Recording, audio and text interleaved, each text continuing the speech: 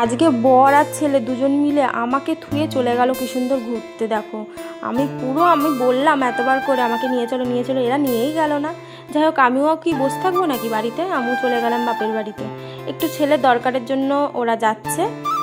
ছেলের একটু আধার কার্ডের একটু সমস্যার জন্য বারাসাতে যেতে হচ্ছে, তো বাবার ছেলেকেই লাগবে। আমি ভেবেছিলাম প্রথমে যাবো, তাই ভাবলাম থাকা, আমার যাওয়ার দরকার নেই। আর বাপের বাড়ি এসে দেখো বৌদি আবার কি সুন্দর চমক দেখিয়ে দিল। বৌদি হচ্ছে এখান থেকে, মানে আমাদের উঠোন থেকে কই মাছ পেয়েছে, কতগুলো কই মাছ পেয়েছে সেইটাই আবার দেখালো।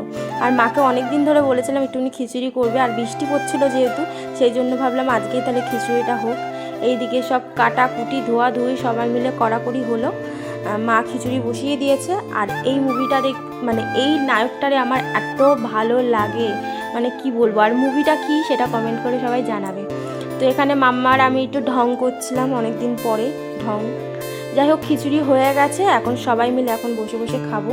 আর সত্যি কথা বলছি, গোবিন্দভোগের চালের খিচুড়ি খেতে এত ভালো লাগে, মানে কি বলবো। তার সাথে ছিল পাঁপড় ভাজা আর বেগুনি।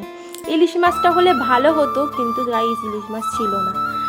আর এখানে দেখো মাম্মা, মামি, মা, বৌদি সবাই মিলে খেতে বসে পড়েছি। আর খিচুড়িটা সত্যি কথা বলতে এত সুন্দর হয়েছে খেতে, মানে কি বলবো।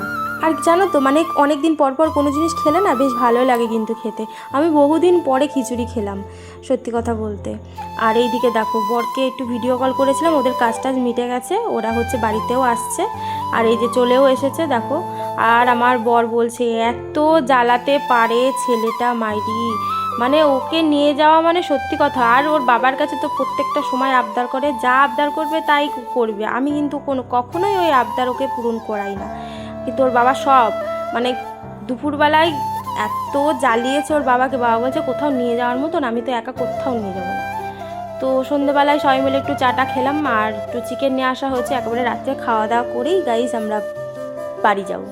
তো বর বলছে তাড়াতাড়ি রান্না করো, আমার খুব খিদে পেয়েছে। এইদিকে কাটাকুটি করে দিয়েছিল, সব মা গুছিয়ে দিয়েছিল। মার একটু শরীরটা খারাপ করছিল বলে আমি বললাম দাও আমি চিকেনটা করছি।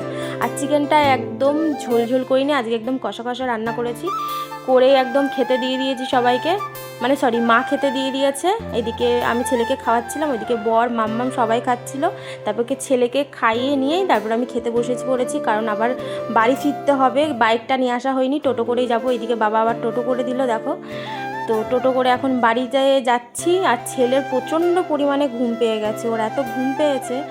তো আমরা বাড়ি চলে এসেছি। কেমন লাগলো প্লিজ লাইক আর কমেন্ট করে জানাবে। সবাই ভালো থেকো, সুস্থ থেকো, টাটা। আবার দেখা হবে নেক্সট ব্লগে। Bye, good night.